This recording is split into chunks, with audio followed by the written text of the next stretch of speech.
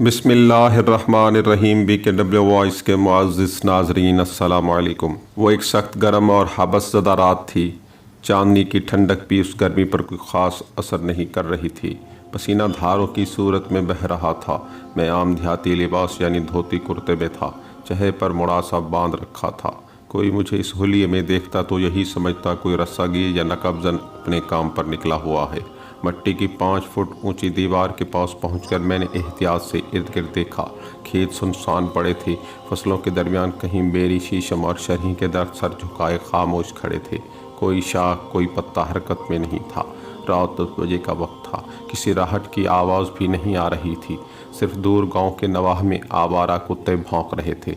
मैंने उचक कर दोनों हथेलियां मट्टी की दीवार पर जमाई और बे आवाज़ अंदर कूद गया। ये एक वसी ऑरेंज फार्म था। हर किस्म के फलदार पौधों की बहुतायत थी।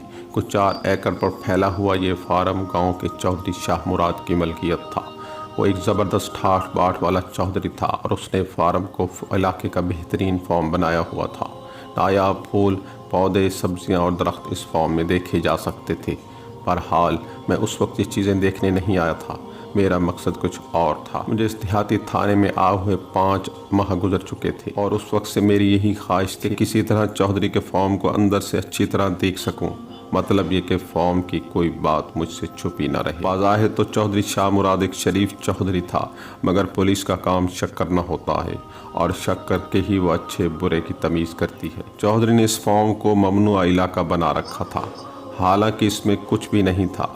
चारों तरफ मट्टी की दीवार थी और जहां दीवार नहीं थी वहां खारदार बाड़ थी। कोई देहाती इस फॉर्म में दाखिल नहीं हो सकता था और अगर होता था तो सज़ा भुगतता था। मैंने एक दफ़ा चौधरी के साथ फार्म की सैर की थी, मगर उस सैर और आज की सैर में बड़ा फ़र्क था। आज चौधरी के कारिंदों को इस आमद का कतन इल्म नहीं था। मैं अपनी मर्ज़ी से घूम फिर सकता था। ये मौका भी मुझे इस तरह मिल गया था कि चंद रोज़ बाद गांव के नवाह में एक बड़ा मेला शुरू हो रहा था। इस मेले के बारे में आपको आगे चलकर बताऊंगा। फ़िलहाल ये समझ लें कि मेले की तैयारी के लिए ज़मीन हमवार करने का काम हो रहा था और चौधरी के बहुत से कारिंदे इस काम में मशगूल थे।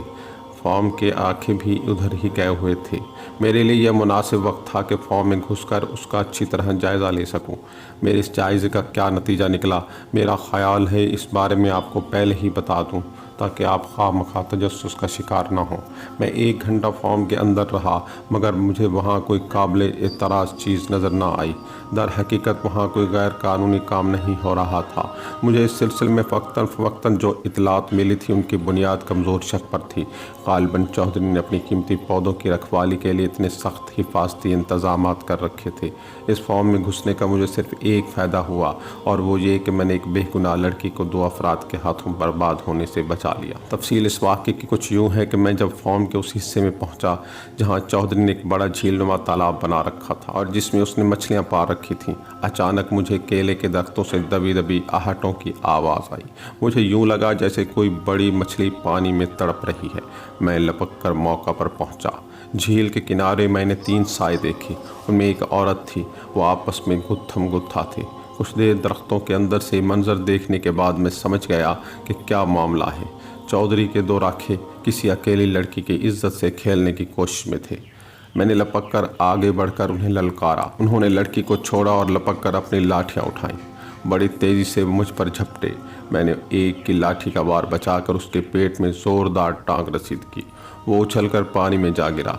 दूसरे की चमकदार लाठी मेरे कंधे को छूती हुई गुजर गई। मैं कमीज़ के नीचे से अपना रिवाल्वर निकाल चुका था। ये रिवाल्वर मैंने पूरी कुव्वत से मदे मुकाबिल के मुंह पर दे मारा। वो भी तालाब के किनारे कीचड़ में जा गिरा। मेरे हाथ में रिवाल्वर देखकर उनके चेहरे खौफ से पीले हो रहे थे। दोनों बुज़दिल से शख्स थे। मैंने उनके पाँव में 2 फायर किए तो वो पागलों की तरह उछले और सर पर पाँव रखकर भाग निकले। लड़की एक दरख्त से लगी थर थर काँप रही थी। चांदनी में उसका पूरा हुलिया नुमाया था। उसकी कमीज़ जिस्म पर बराए नाम ही रह गई थी और वह अपनी उरियानी को अपने बाजू में छुपाने की कोशिश कर रही थी। मैंने गौर से देखा और पहचान गया। वो चौधरी शाह मुराद की एक मुलाजमा थी। मैं उसे हवेली में 1-2 बार देख चुका था। नाम मुझे मालूम नहीं था। वो कांपती आवाज़ में बोली, भराजी आपकी बड़ी बड़ी मेहरबानी। ये दोनों गुंडे मेरी जान लेने पर तुले हुए थे। ये हरामजादा टोटपैना करमू मेरा चाचा बनता था। मुझे क्या पता था चाचे के भेष में शैतान है। लड़की अपनी दुख भी बयान कर रही थी और मुझसे खौफजदा भी थी। मेरा डाकुओं जैसा मुंडासा उसे डरा रहा था। मैं अपना तारुफ करा के लड़की का डर दूर कर सकता था, मगर उस वक्त मैं ऐसी जगह खड़ा था कि तारुफ कराना मुमकिन नहीं था, बल्कि मैं कोई लफ्ज़ भी बोलना नहीं चाहता था ताकि मेरी आवाज़ मेरा पोल न खोल दे। मैं चौधरी के फॉर्म में चोरी छुपे आया था। चौधरी मुझ पर एतमाद करता था और सच्ची बात है मैं उसके एतमाद को ठेस पहुंचाना नहीं चाहता था। मैंने बगैर कुछ कहे अपने कुर्ते के बटन खोले और कुर्ता उतारने लगा। लड़की सहम कर कुछ और पीछे हट गई। मैंने आगे बढ़कर ये कुर्ता उसे थमा दिया और भारी आवाज़ में गर्रा कर कहा, जाओ चली जाओ। और मेरा मतलब समझ गई थी। उसकी आंखों में शुक्रिया के आंसू भी थे और खौफ के साए भी। कुर्ता संभालते हुए वो दरख्तों में घुस गई। गालबन फॉर्म में उस वक्त उन दोनों राखों के सिवा और कोई मौजूद नहीं था, वरना मेरे 2 फायरों की आवाज़ ज़रूर किसी न किसी को यहाँ खींच लाती। लड़की कुर्ता पहनकर वापस आ गई तो मैंने उसे साथ लिया और 4 दीवारी पार करने में मदद दी। 4 दीवारी से निकलते ही वो वहशी हिरनी की तरह गांव की तरफ भाग निकली। मैं खामोशी से एक दूसरे रास्ते पर चल दिया। अगले रोज़ चौधरी मुराद अपने दोनों कारिंदों के हाथ रस्सी से बांधे हुए थाने ले आया। मैं इन खबीसों को पहचान गया। उनके मुंह पर मेरे रिवॉल्वर का जख्म ताज़ा था। चौधरी मुराद 40-45 वर्ष का एक लंबा तड़ंगा शख्स। उसने मेरे करीब पहुंचकर दोनों मुजरमों को खींचा मारा तो वो लड़खड़ाते हुए मेरे कदमों में आ गिरे और मिन्नतें समाजतें करने लगे। चौधरी ने डांट कर उन्हें चुप कराया। उसके अकब में रात वाली लड़की भी सहमी हुई खड़ी थी। अब उसके जिस्म पर ढंग का लिबास था। वो गंदगी रंग की एक दिलकश लड़की थी। उम्र यही कोई 15-16 बरस रही होगी। उसकी नाक में खाना बदोश लड़कियों की तरह चांदी की नथ थी। चौधरी मुराद ने धारते हुए कहा, थानेदार गिरफ्तार कर ले इन दोनों बदकारों को। रात इन शैतानों ने मेरी इज्जत पर डाका डालने की कोशिश की है। मैंने अनजान बनते हुए कहा, हुआ क्या चौधरी साहब? चौधरी ने कहा, बोल कुड़िए, क्या हुआ था तेरे साथ? सब कुछ बता दे थानेदार को। चौधरी के साथ कुछ और आदमी भी आए थे और अब वो सब खूनी नज़रों से दोनों मुजरमों को देख रहे थे। मुजरमों में से एक नौजवान था और दूसरे की उम्र 40 से ऊपर थी। उसके मुंह पर चीचक के दाग थे। लड़की ने हलकलाते हुए कहा, थानेदार साहब, ये चाचा करमू, ये चाचा करमू। लड़की की आवाज़ में बड़ी मासूमियत थी। लगता था कोई बच्ची बोल रही है। चौधरी ने इसे डांट कर कहा, इतला क्यों रही है? साफ साफ बता दे वो सब कुछ जो मुझे बताया था। लड़की ने लड़ने वाले अंदाज में हाथ नचाया और बोली, ये चाचा सड़ंग मुझे चक्कर देकर वहाँ ले गया था। कहता था चल आ मेरे साथ, आज डेरे पर कोई नहीं, तुझे आम खिलाऊंगा। मुझे क्या पता था इसके मन में क्या खोट है। मैं वहाँ चली गई। उसने पहले मुझे 2-3 सूखे सड़े आम खिलाए, फिर ज़बरदस्ती करने लगा। ये दूसरा भिंडी के मुंह वाला भी इसके साथ था। दोनों मेरे कपड़े खींच रहे थे, कहते थे। लड़की शर्मा कर चुप हो गई। फिर चीचक ज़दा शख्स से बोली, बताऊँ चाचा शुड़ंग, तूने क्या कहा था? चौधरी ने कहा, अच्छा दफा कर, आगे बता क्या हुआ था। लड़की ने कहा, थानेदार साहब, इन दोनों ने मुझे पानी में गिरा दिया, बस मार ही देना चाहते थे। इतने में एक वागुरों का प्यारा सफ़ेद घोड़े पर सवार दरख्तों से निकला तो मैं समझी शायद उनका ही साथी है, पर उसने बड़ा काम दिखाया। उसने नैफे से कोई आध गज लंबा पिस्तौल निकाला और धां धां गोलियां चलाना शुरू कर दी। मौत सामने देखी तो ये दोनों शेर दुम दबाकर भाग गए। उस भले मानस ने मुझे अपना कुर्ता उतार कर दिया ताकि मैं पहनकर गांव आ सकूं। गुरु की सौगंध, अगर वो ना होता तो आज छप्पड़ से मेरी लाश मिलती। लड़की अपनी कहानी इस तरह सुना रही थी जैसे रात उसकी इज्जत नहीं जा रही थी, बल्कि कोई उससे 1 रुपए का नोट छीन रहा था। बड़ा खिलंडरा सा अंदाज था उसका। वो झूठ से भी काम ले रही थी। उसने कहा था कि उसका मुंह बोला चाचा शुड़ंग यानी करमू से खुद फॉरम पर ले गया था। जहाँ तक मेरा अंदाज़ा था वो आमों के लालच में खुद ही वहाँ पहुँची थी। इसके अलावा वो कुछ और भी झूठ बोल रही थी, यानी आध गज लंबा पिस्तौल, सफ़ेद घोड़ा और ताबड़तोड़ फायरिंग। बहरहाल उसकी बातों से जाहिर था कि वो एक सीधी सादी और खरी लड़की है। मुझे उसका अंदाज बहुत पसंद आया और दिल में उसके बारे में जानने की ख्वाहिश पैदा हुई। मुजरिम थोड़ी सी फेंटी खाकर हवालात में पहुंच गया। गांव के मुअज्जिज़ीन भी वापस चले गए। लड़की भी चली गई। थाने में सिर्फ चौधरी शाह मुराद बैठा रह गया। मैंने उससे लड़की के बारे में पूछा तो उसने कहा कि इसकी कहानी भी अजीब व गरीब है। इसने बताया कि इसका नाम मोहिनी है। आज से चंद साल पहले ये अपनी बड़ी बहन के साथ हमारे गांव के मेले में गाने आई थी। दरअसल ये एक खाना बदोश कबीले से ताल्लुक़ रखती है। इस कबीले की कई औरतें गाना बजाने में अपना जवाब नहीं रखती। उस साल मोहिनी और उसकी बड़ी बहन ने मेला लूट लिया। लोगों ने दोनों बहनों का गाना बेहद पसंद किया। दूर दूर के देहात से लोग दोनों बहनों की आवाज़ सुनने के लिए आए। मेला 7 रोज़ का होता है, लेकिन उस साल पूरे 9 दिन चला। सब कुछ ठीक ठाक था, लेकिन मेले के आखिरी रोज़ एक गड़बड़ हो गई। तमाशाइयों में से एक शख्स ने मोहिनी से छेड़छाड़ की तो मेरे दोनों बेटे तैश में आ गए। पिंडाल के अंदर ही लड़ाई शुरू हो गई। लाठियां लगने से 5-6 बंदों के सर फट गए। पुलिस ने आकर मामला रफा दफा करा दिया। बाद में पता चला कि मोहिनी को छेड़ने वाला शख्स इलाके का मशहूर डाकू द्वारका सिंह था। वो एक देहाती के लिबास में मेला देखने आया था। उसने एक बंदे के हाथ मुझे पैगाम भिजवाया कि द्वारका से टक्कर लेकर मेरे बेटों ने अपने रास्ते में कांटे बोए हैं और बहुत जल्द उसकी सज़ा मिल जाएगी। दूसरी तरफ मोहिनी और उसकी बड़ी बहन सैती को भी मालूम हो चुका था कि उनकी खातिर लड़ने भिड़ने वाला मशहूर डाकू द्वारका था। वो सख्त खौफजदा हुई और मेरे पास आकर मशवरा तलब किया। मैंने उन्हें तसल्ली तशफ़ी दी और कहा घबराने की कोई बात नहीं, मैंने पुलिस की मदद तलब की है और बहुत जल्द द्वारका जेल की सलाखों के पीछे नजर आएगा। वो इत्मीनान से वापस जाएं, उन्हें कोई खतरा नहीं। कहने को तो मैं ये सब कुछ कह रहा था, लेकिन खौफ मेरे दिल में भी मौजूद था। मैं जानता था कि द्वारका को पकड़ लेना इतना आसान नहीं है। 10-15 रोज़ खैरियत से गुजरे। फिर एक दिन सैती और मोहिनी रोती धोती मेरे पास आ गई। सैती ने कहा, कल रात द्वारका के कुछ बंदे हमारे डेरे पर आए थे। उन्होंने हमारे सरदार को धमकियां दी और कहा कि मोहिनी नामी लड़की को हमारे हवाले न किया तो बुरा नतीजा निकलेगा। उन्होंने हमारे सरदार को रुपए गहने का लालच भी दिया और कहा कि जैसे भी हो ये लड़की उनको मिलनी चाहिए। आज हमारे सरदार ने हमें अपने खैमे बुलाकर कहा कि तुम्हारी और डेरे की बेहतरी इसी में है कि तुम दोनों यहाँ से चली जाओ।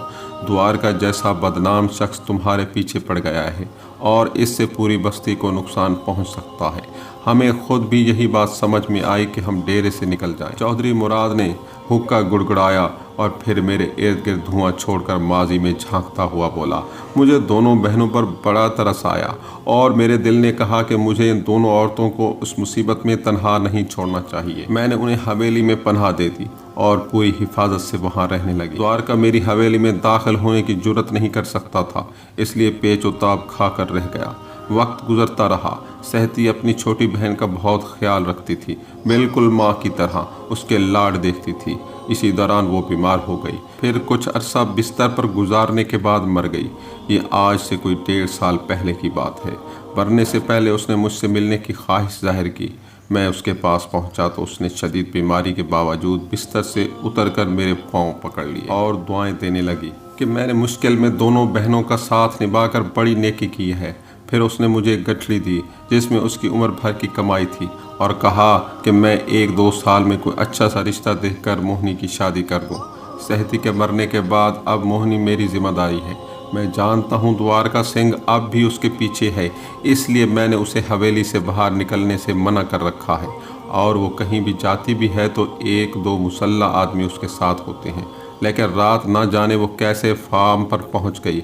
कम वक्त के पाँव से बिल्लियाँ बंधी हुई हैं। मैं इस कोशिश में हूँ कि इसकी बरादरी के किसी लड़के से शादी करा के इसे किसी दूसरे इलाके में भिजवा दूँ ताकि इसकी बहन को दिया हुआ कॉल पूरा हो।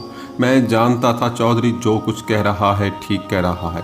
वो उन लोगों में से था जो कॉल देते हैं तो फिर जान के बदले भी उसे निभाते हैं और एक बार जिसका हाथ पकड़ते हैं उसे मंजिल तक पहुंचा के दम लेते हैं। एक तरह मोहिनी को द्वारका सिंह से बचाने का मसला उसकी आन का मसला बन चुका था और वो इस मामले में पूरी तरह संजीदा था।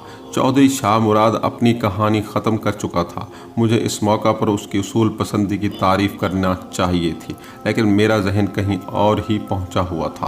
कानों में द्वारका सिंह का नाम गूंज रहा था और दिलो दिमाग में जैसे कोई घुड़दौड़ जारी थी। मैं द्वारका सिंह के नाम से वाकिफ़ था और मुझे ये भी मालूम था कि कई ज़िलों की पुलिस उसके पीछे है। मेरे इल्म के मुताबिक करीबन 2 इंस्पेक्टर और 2 DSP उसकी गिरफ्तारी में नाकाम रहने के बाद वक्तन फ़वक्तन लाइन हाजिर और ट्रांसफ़र हो चुके थे। अगर उसकी गिरफ्तारी का कारनामा मेरे हाथों अंजाम पा जाता, आला अफसरों में मेरी नेक नामी हो सकती थी। उस वक्त मुझे नेक नामी की ज़रूरत भी थी। मुझे तरक्की की ख्वाहिश नहीं थी और ना ही मैं तरक्की करना चाहता था। इसकी क्या वजूहात थी फिर कभी आपको बताऊंगा। हाँ, ये ज़रूरी बताना चाहता था कि महकमे के आला अफसर मुझ पर एतमाद करना सीख जाएं और मुझसे मेरी काबिलियत के मुताबिक काम लें। मैंने वहीं चौधरी मुराद के सामने बैठे बैठे फैसला किया کہ مجھے द्वारका सिंह को गिरफ्तार करना है। कुदरत मुझे एक सुनहरी मौका फराम कर रही थी और मुझे हर कीमत पर उस मौके से फ़ायदा उठाना था। जिस दिन मेरी तब्दीली इस थाने में हुई थी मैं खासा नाखुश था, लेकिन आज मैं सोच रहा था कि इस थाने में मेरा आना एक नेक फाल साबित हुआ। कोई 3 रोज़ बाद मैं चौधरी मुराद की हवेली में उसके सामने बैठा था। मैंने कहा, चौधरी साहब, आप द्वारका को गिरफ्तार कराने का क्यों नहीं सोचते? जो तलवार देर से आपके सर पर लटक रही है वो हट जाएगी। चौधरी ने कहा, यही सवाल मैं तुमसे पूछ सकता हूँ। तुम्हारा ताल्लुक़ पुलिस से है, आखिर तुम लोग अब तक उसे गिरफ्तार करने में कामयाब क्यों नहीं हुए? 2-3 ज़िलों की पुलिस इस काम में लगी हुई है। कई बेगुनाहों के तुम लोगों ने हाथ पांव तोड़े हैं और जेलों में डाला है। वो खबीस फिर भी तुम्हारे हाथ नहीं आया। मैंने कहा, चौधरी साहब, इसकी बड़ी वजह यह है कि वो अपना ठिकाना बहुत खुफिया रखता है और वारदात करने से पहले ही अड्डा बदल देता है। इसके अलावा पिछले 2 सालों में उसने वारदातें भी चंद एक ही की हैं। अब मेरी इतलात के मुताबिक पिछले 6 माह से उसने कोई वारदात नहीं की, कहीं छुप कर बैठा हुआ है और जमाशुदा पैसे से मौज कर रहा है। ऐसे में पुलिस भला क्या कर सकती? चौधरी ने कहा, फिर मुझसे क्यों कह रहे हो कि उसे गिरफ्तार क्यों नहीं कराते? मैंने मुस्कुराकर कहा, उसकी एक वजह है मुराद साहब, आपके पास एक फंदा है जिसमें द्वारका आसानी से फंस सकता है। क्या मतलब? चौधरी ने चौंक कर पूछा। मैंने कहा, मोहिनी। चौधरी का मुंह खुल गया और चेहरा गुस्से से सुर्ख हो गया, लेकिन फिर धीरे धीरे मुंह बंद हो गया और चेहरे का रंग भी वापस आ गया। उसकी आंखें गहरी सोच में डूब गईं। कुछ देर बाद उसने कहा, नहीं थानेदार, मैं ये ख़तरा मोल नहीं ले सकता। तुम्हारा मतलब है कि द्वारका के लिए मोहिनी को चारे के तौर पर पेश किया जाए, लेकिन इसमें नुकसान भी हो सकता है। वो बदबख्त तुम्हारे अंदाज़ों से ज़्यादा होशियार और बेरहम शख्स है। मुझे खुशी हुई कि चौधरी मेरी बात समझ रहा है। उसके खदशे भी अपनी जगह दुरुस्त थे। मुझे पहले से मालूम था कि वो उन खदशों का इजहार करेगा, लिहाजा मैं पहले से तैयारी करके आया था। मैंने पूरे एतमाद के साथ चौधरी को समझाना शुरू किया। आखिर एक तवील कोशिश के बाद मैं उसे अपने ढब पर लाने में कामयाब हो गया। उसके चेहरे पर नीम रजामंदी के आसार नज़र आने लगे। उसने उलझन से कहा, नवाज़ खान, लेकिन ये सब होगा कैसे? मैंने कहा, चौधरी साहब, जो कुछ मुझे आपने बताया है और जो बातें मुझे दूसरे लोगों से मालूम हुई हैं, उनसे पता चलता है कि द्वारका सिंह मोहिनी के पीछे पागल हो रहा है और मोहिनी से भी ज़्यादा वो उसकी आवाज़ का आशिक है। मैं सही कह रहा हूँ ना? चौधरी ने बेदिली से असबात में सर हिलाया।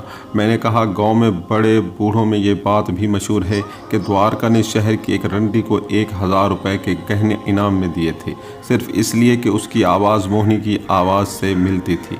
चौधरी ने कहा, हाँ, लोग कहते तो हैं, लेकिन पता नहीं इसमें कितना सच है और कितना झूठ। मैंने कहा, चलो ये तो आप मानते हैं ना कि द्वारका पुराना पापी, रंडीबाज और गाना सुनने का बेहद शौकीन है।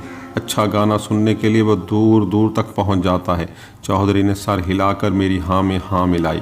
मैंने कहा, तो बस ठीक है, द्वारका के लिए हम एक शानदार फंदा तैयार कर सकते हैं।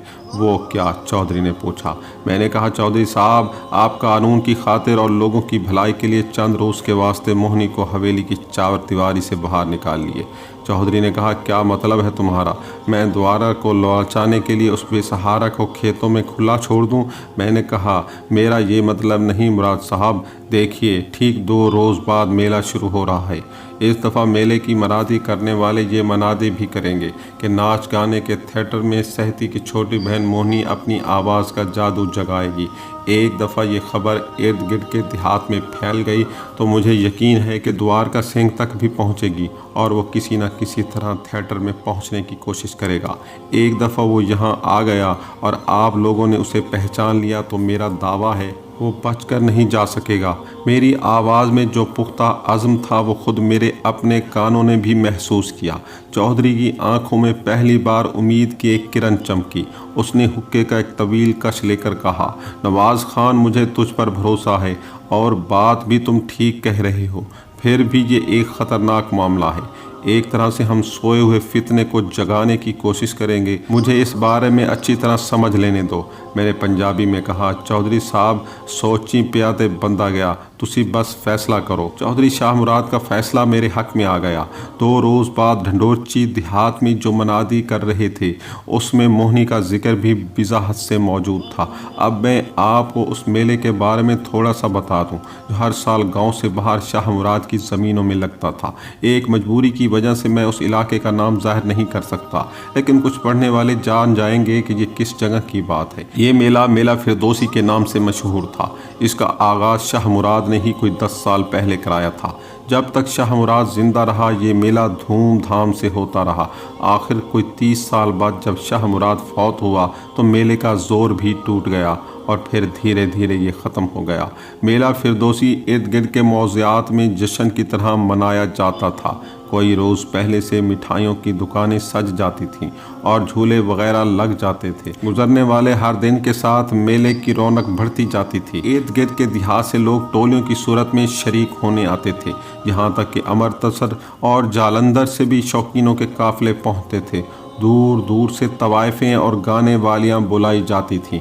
कवालों को ख़ास तौर पर दावत दी जाती थी। इसके अलावा बाजीगर, मिरासी, भांड, पहलवान, घुड़सवार और नेज़ाबाज भी दूर दूर के देहात से शिरकत के लिए आते थे। शाह मुराद ने मेले का इंतज़ाम निहायत सलीके से कर रखा था। हर खेल तमाशे के लिए अलहदा पिंडाल था और नज़्म व नस्क बरकरार रखने के लिए चौधरी के मुसल्ला आदमी 8 पहर गश्त करते थे। मेले के आखिरी रोज़ मुख्तलिफ खेलों के ज़बरदस्त मुकाबले होते थे और शाह मुराद अपने हाथों से जवानों में इनाम तकसीम करता था। मेले के आखिरी रोज़ ही पीर फिरदौसी शाह के मज़ार पर पंखा चढ़ाने की रस्म अदा होती थी और एक बहुत बड़ा जुलूस शानदार पंखे के साथ मज़ार पर हाज़िरी देता था।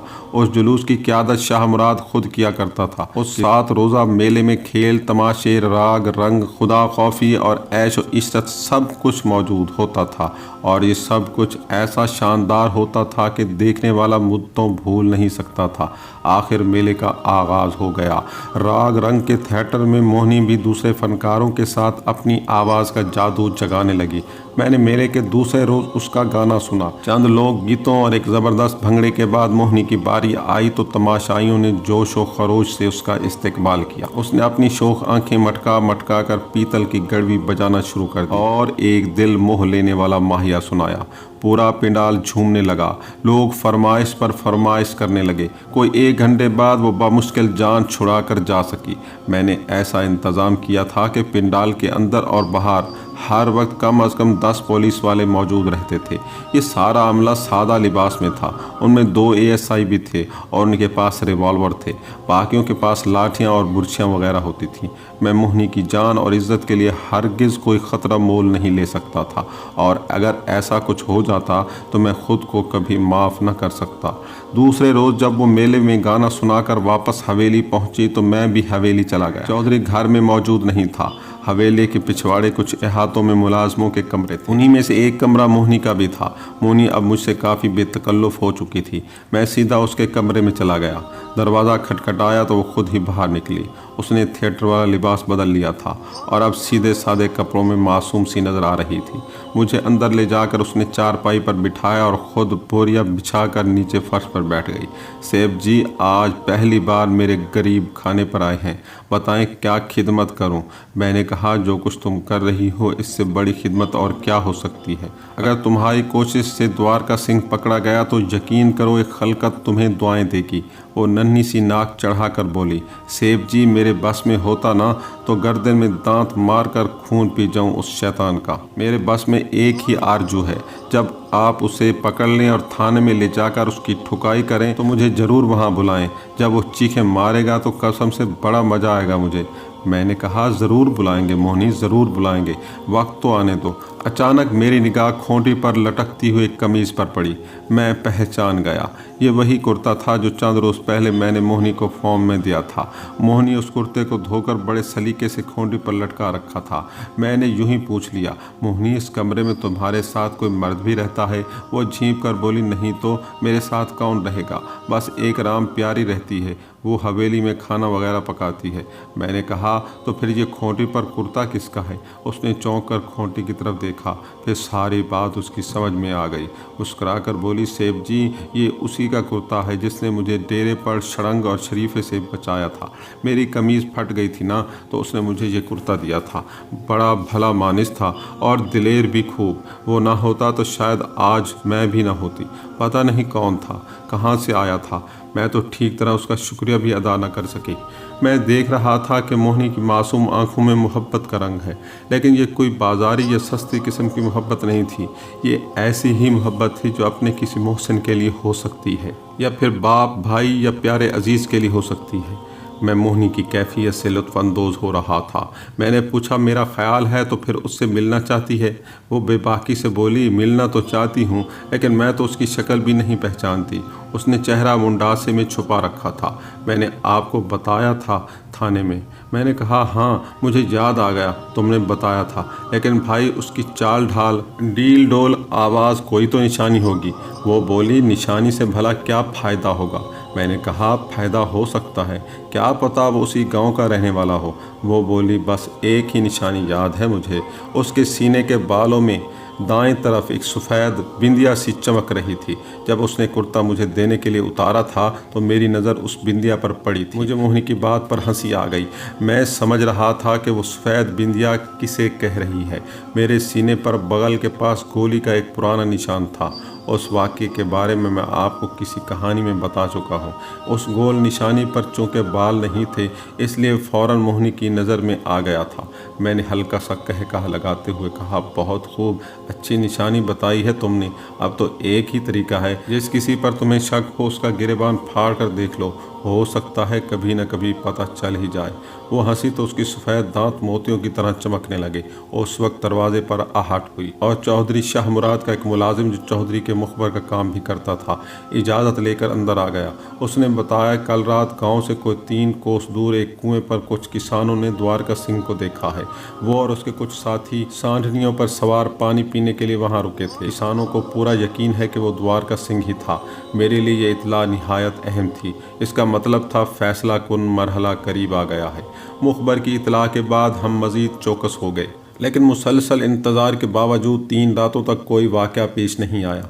ये चौथी रात यानी मेले की छठी रात का वाक़या है। हम थिएटर के शामियाने में मौजूद थे। पूरा पिंडाल खचाखच भरा हुआ था। मोहिनी की रसीली आवाज़ की धूम अब अमृतसर तक पहुंच रही थी। लोग उसकी आवाज़ सुनने के लिए खींचे चले आते थे। मोहिनी अपना दूसरा या तीसरा गाना गा रही थी, जब एक गाने पर तमाशाइयों ने हलक फाड़ फाड़ कर दाद दी और फिर कुछ नौजवान जोश में भंगड़ा डालते हुए लकड़ी के स्टेज पर चढ़ आए। मेले में लोग शराब दिल खोल कर पीते थे और नशे में ऐसी उल्टी सीधे हरकतें करते रहते थे। मेरा ख्याल था ये भी कोई ऐसी ही बदमस्त नौजवान हैं और थोड़ी देर उछल कूद कर नीचे उतर आएंगे। भंगड़े की हाहू के दरमियान मोहिनी का गाना भी जारी था। अचानक पिंडाल के बाहर से चीखो पुकार की आवाज़ें आईं। फिर किसी शख्स ने बाहर से चिल्लाकर कहा, मौत के कुएं में आग लग गई, भागो भागो। इन चंद अल्फाज ने बम के धमाके का काम किया। मौत का कुआं थिएटर के बाहर बिल्कुल ही पास था। लोग अंधाधुंध बाहर की तरफ भागे। उस वक्त मुझे भी एक दरवाजे से भड़कते हुए शोले नजर आए। मौत का कुआं जो सारे का सारा लकड़ी का बना हुआ था, धड़ाधड़ जल रहा था। मैं भी लोगों के साथ बाहर की तरफ लपका, लेकिन अचानक एक ख्याल बिजली की तरह मेरे जहन में गूंज गया। मैंने अपने कदम रोक लिए और लोगों में रास्ता बनाता वापस स्टेज की तरफ बढ़ा। उस वक्त मेरी निगाह स्टेज पर पड़ी और वहाँ का मंजर देखकर मेरा जिस्म सनसना उठा। ज़बरदस्त चीखो पुकार और भगदड़ के दरमियान एक और ही ड्रामा खेला जा रहा था। 3 आदमी मोहिनी को बाजू से खींचते हुए स्टेज के अकबी दरवाजे की तरफ ले जा रहे थे। वो चीख रही थी, लेकिन उसकी आवाज़ सुनने का होश किसी को नहीं था। मेरे देखते ही देखे वो लोग अकबी दरवाजे में गायब हो गए। मैंने अपना रिवॉल्वर निकाला और लोगों को धकेलता और कुर्सियाँ फलांगता हुआ एक बगली दरवाजे की तरफ भागा। बगली दरवाजे से गुजरकर जूं ही मैं थिएटर के अकब में पहुंचा, मुझे मोहिनी नजर आई। वो एक स्याह चादर में लिपटी हुई एक शख्स के कंधे पर पड़ी थी। ये लंबा तड़ंगा शख्स गहरे तारीक धुएं में रास्ता बनाता एक तरफ भागा जा रहा था। اس کے عقب میں 2 رائفل بردار دیہاتی تھے۔ موہنے کے لٹکتے ہوئے بازو بتا رہے تھے کہ وہ بے ہوش ہو چکی ہے۔ پتہ نہیں وہ خوف کی وجہ سے بے ہوش ہو گئی تھی یا اسے بے ہوش کیا گیا تھا۔ یہ لمحے میرے لیے بے حد قیمتی تھے۔ میں چند قدم آگے جا کر گھٹنوں کے بل بیٹھ گیا۔ پھر میں نے نشانہ باندھ کر لمبے شخص کی پنڈلی پر فائر کیا۔ دھماکہ ہوا اور 38 بور کی گولی سنسناتی ہوئی اس کے ٹخنے میں گھس گئی۔ وہ لڑکھڑا کر گرا اور کندھے سے مونی پھسل کر دور جا گری۔ دوسرا، تیسرا اور چوتھا فائر میں نے ان دونوں رائفل برداروں پر کیا۔ ان میں سے ایک کی رائفل گر گئی، دوسرا اپنا بازو پکڑ کر دوہرا ہو گیا۔ فائرنگ کی آواز سن کر میرے سفید پوشوں کو ہوش آیا اور وہ چاروں طرف سے لپکتے ہوئے موقع پر پہنچ گئے۔ دوستو، یہ ایک اہم ٹاپک تھا، اسے اپنے دوستوں کے ساتھ ضرور شیئر کیجیے گا، اور ہاں، ہمارے چینل BKW وائس کو سبسکرائب کرنا نہ بھولیے گا۔ اب ہمیں دیجیے اجازت، ملتے ہیں ایک نئی سبق آموز کہانی کے ساتھ۔ اللہ حافظ۔